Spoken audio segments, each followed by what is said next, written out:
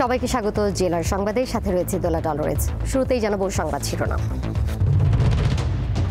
মহাষ্টমীতে সারা দেশে সনাতন ধর্মাবলম্বীদের কুমারী পূজা উদযাপন, চলছে সন্ধি পূজার প্রস্তুতি। খাগড়াছড়িতে ধর্ষণের ঘটনায় পাহাড় অশান্ত করার চেষ্টা করছে ইউপিডিএফ, বলছে সেনাবাহিনী। লোকসান কাটাতে নীলফামারীতে আগাম আলু চাষের প্রস্তুতি, জমি তৈরি করতে ব্যস্ত কৃষকরা।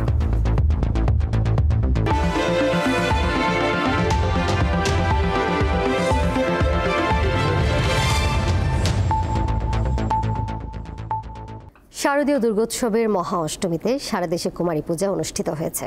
নারায়ণগঞ্জে মহা অষ্টমীতে শঙ্খ, ঘণ্টা আর উলুধ্বনির মধ্য দিয়ে ধর্মীয় রীতি অনুসরণ করে দুর্গা দেবীকে কুমারী রূপে অর্ঘ্য প্রদান করা হয়। বেলা 11টায় শহরের রামকৃষ্ণ মিশনে উৎসাহ ও আনন্দঘন পরিবেশে কুমারী পূজা অনুষ্ঠিত হয়েছে। এবার কুমারীর আসনে বসেন 7 বছর বয়সী রাজশ্রী ভট্টাচার্য। চট্টগ্রামের পাথরঘাটার রাধাগোবিন্দ শান্তনেশ্বরী মন্দিরে হয় কুমারী পূজার আনুষ্ঠানিকতা। কুমারী পূজার জন্য মাতৃভাবের পবিত্রতার প্রতীক হিসেবে এবছর কুমারী মায়ের আসনে বসানো হয় 6 জন কুমারীকে। বরিশালে নানা আয়োজনে মহাষ্টমী কুমারী পূজা অনুষ্ঠিত হয়েছে। সকাল থেকে মণ্ডপগুলোতে চণ্ডীপাঠ, পূজা অর্চনা এবং অঞ্জলি প্রদান করা হয়। রাজশাহীতে পালিত হয়েছে দুর্গা পূজার মহাষ্টমীতে কুমারী পূজা। ময়মনসিংহেও কুমারী পূজা অনুষ্ঠিত হয়েছে। পূজায় কুমারী রূপে 9 বছরের মেয়ে আরাধ্য দেবশ্রেয়াকে মঞ্চে তোলা হয়। তার নাম দেয়া হয় অপরাজিতা। সিলেটে প্রথমবারের মতো অনুষ্ঠিত হয়েছে সার্বজনীন কুমারী পূজা।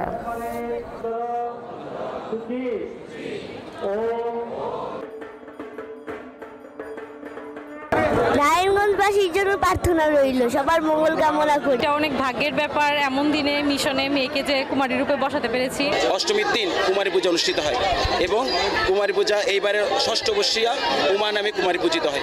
মহাষ্টমীর আনুষ্ঠানিকতা নিয়ে ময়মনসিংহের পূজা মণ্ডপ থেকে সরাসরি যুক্ত হয়েছেন সহকর্মী মাহমুদুল হাসান। হাসান, এই মুহূর্তে মণ্ডপে কোনো আনুষ্ঠানিকতা চলছে কিনা জানাবেন, এবং আজ তো কুমারী পূজা ছিল, সকাল থেকে কেমন দেখেছেন পূজার আয়োজন?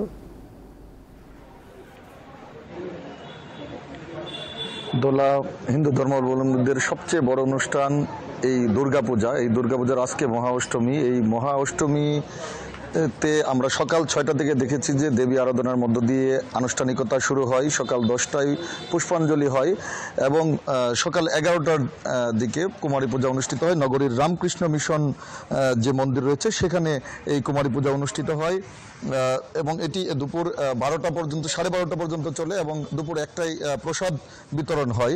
এই মুহূর্তে আসলে সন্ধি পূজার প্রস্তুতি চলছে। আমরা এই যে মণ্ডপ রয়েছে, মণ্ডপের যারা দায়িত্বে রয়েছেন তাদের কাছ থেকে জানতে পেরেছি যে এই মুহূর্তে পূজার তেমন কোনো আনুষ্ঠানিকতা নেই, তেমন কোনো ভক্তবৃন্দকে আমরা দেখতে পাচ্ছি না।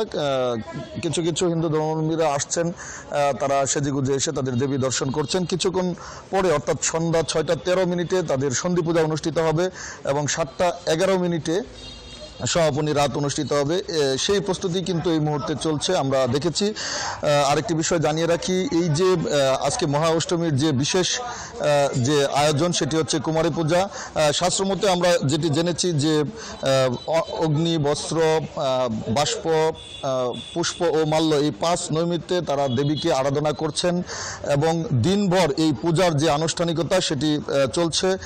আমরা দেখতে পাচ্ছি যে এই ময়মনসিংহের হিন্দু ধর্মাবলম্বী যারা রয়েছে তারা বলছেন যে এই পূজা তাদের কাছে একটি মিলন মেলা এবং তাদের এই দেবী দুর্গা মায়ের যে আগমন, সেই আগমনে তারা ব্যাপক উচ্ছ্বসিত এবং তারা খুবই আনন্দিত এবং এই যে সময়টি তারা পার করছেন এটি তারা বছরের সেরা সময় বলছেন, কারণ এই সময় তাদের মা তাদের কাছে এসেছেন এবং তারা বলছেন যে এবছর তারা এই দেশের শান্তি কামনায় কিন্তু তাদের দেবী দুর্গার কাছে তারা আরাধনা করছেন।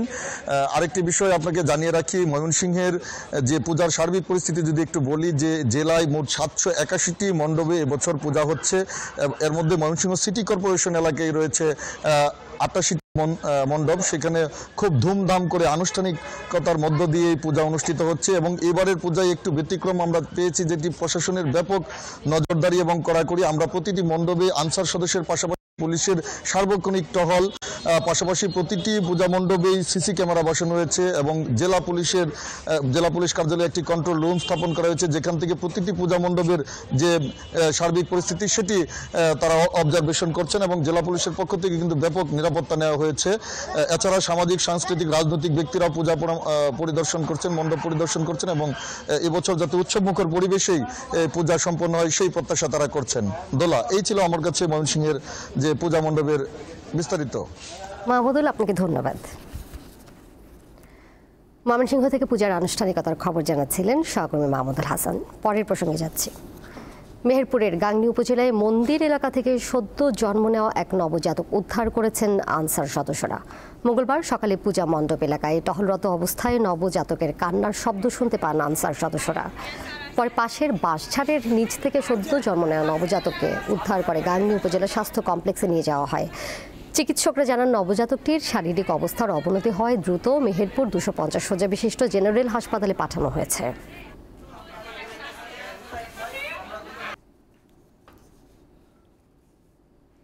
এবার কেওয়াই স্টিল চট্টগ্রাম সংবাদ।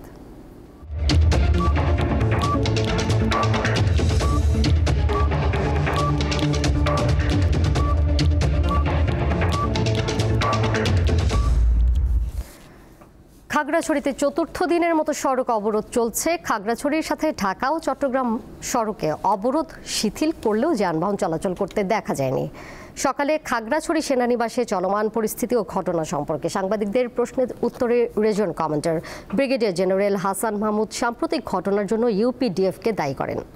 তিনি বলেন, ধর্ষণ ঘটনাকে পুঁজি করে সাধারণ পাহাড়ি নারী ও কোমলমতি ছাত্রছাত্রীদের সামনে দিয়ে সাম্প্রদায়িক দাঙ্গা লাগানোর চেষ্টা করছে সংগঠনটি। এসব কর্মসূচিতে বহিরাগত সন্ত্রাসীদের দিয়ে দেশীয় ও অটোমেটিক অস্ত্রে ফায়ারিং করা হচ্ছে। নানা অপপ্রচার উস্কানির মধ্যেও সেনাবাহিনী দেশের সার্বভৌমত্ব অবিচ্ছেদ্য অংশ রক্ষায় সবকিছু করবে বলে অঙ্গীকার করেন তিনি। রেজিয়ন কমান্ডার ইউপিডিএফকে দেশের স্বার্থে অবরোধ প্রত্যাহার করে পরিস্থিতি শান্ত রাখার আহ্বান জানান। বর্তমানে খাগড়াছড়িতে প্রশাসন কর্তৃক আরোপিত 144 ধারা অব্যাহত রয়েছে এবং পরিস্থিতি উন্নতি না হওয়া পর্যন্ত এটা অব্যাহত রাখার জন্য আমরা প্রশাসনকে অনুরোধ করব। পার্বত্য চট্টগ্রামকে অস্থিতিশীল এবং সাম্প্রদায়িক দাঙ্গা সংগঠনের বিষয়টি একটি বৃহত্তর ষড়যন্ত্রের অংশ এবং এ ব্যাপারে এই সকল প্রমাণাদি আইনশৃঙ্খলা রক্ষাকারী বাহিনীর কাছে আছে বা উস্কানিমূলক কর্মকাণ্ড সত্ত্বেও বাংলাদেশ সেনাবাহিনী এই বাংলাদেশের যে অবিচ্ছেদ্য অংশ এটা রক্ষায় দৃঢ় প্রতিজ্ঞ। আমদানি পণ্যের সরবরাহ ব্যবস্থা নির্বিঘ্ন রাখতে বঙ্গোপসাগরে অভিযান চালিয়েছে চট্টগ্রাম বন্দর কর্তৃপক্ষ। সকালে বহির্নোঙরের ব্রাভো এলাকায় চলাভ্রাম্যমাণ আদালতের নেতৃত্ব দেন বন্দরের নির্বাহী ম্যাজিস্ট্রেট সাদিয়া ফ্রিন। এ সময় বন্দর এলাকায় বিশ্বাস গ্রুপের প্রায় 7000 টন গম বোঝাই উম্মে কুলসুম নামে 6টি লাইটার জাহাজের নির্ধারিত 72 ঘন্টার অতিরিক্ত 12 দিন অবস্থান করার প্রমাণ মেলে। এছাড়াও 1150 টন পাথর বোঝাই আরেক জাহাজ গুলশান আরার অতিরিক্ত সময় অবস্থানের প্রবণতা দেখা যায়। অতিরিক্ত সময় অবস্থানের কারণে জাহাজগুলোর বিরুদ্ধে আইনি ব্যবস্থা নেওয়া হয়।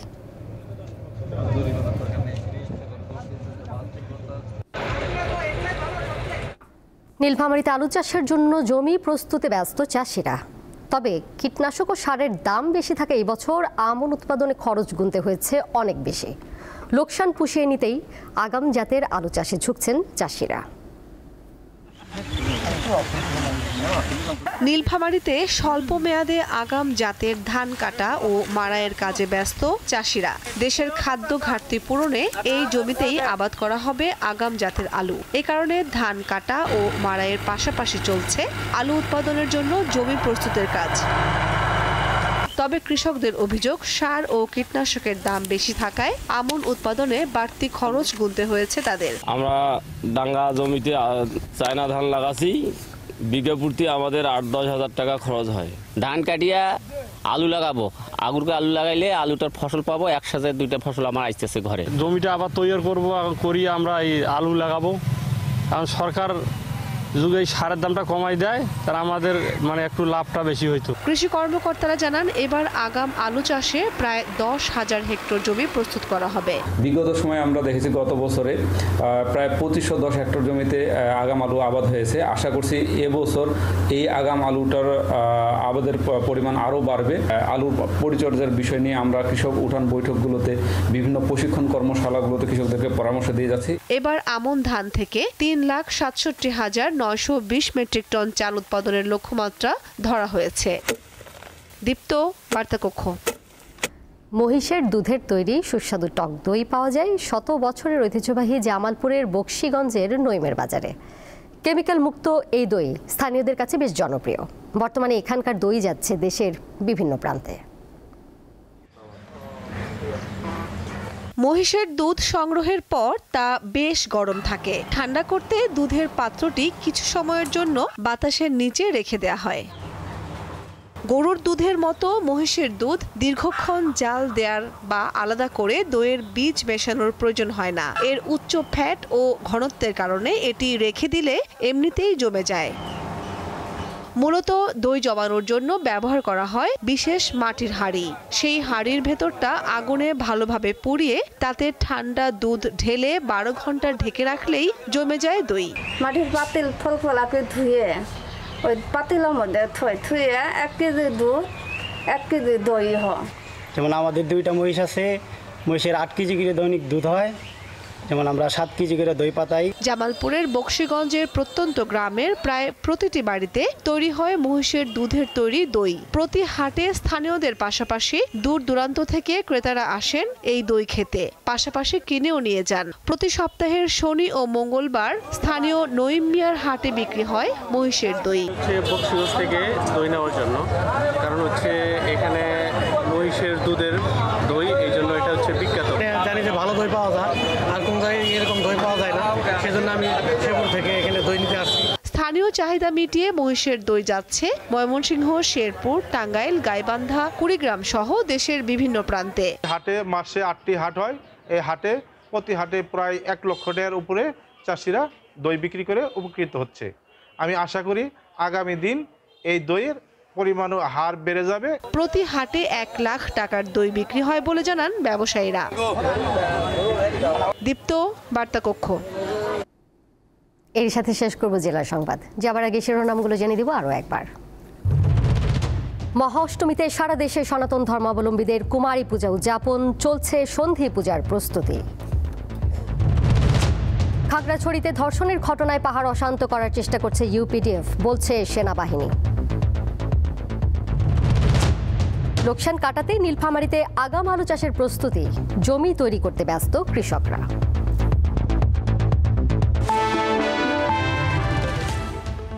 আর এই ছিল এখনকার মতো।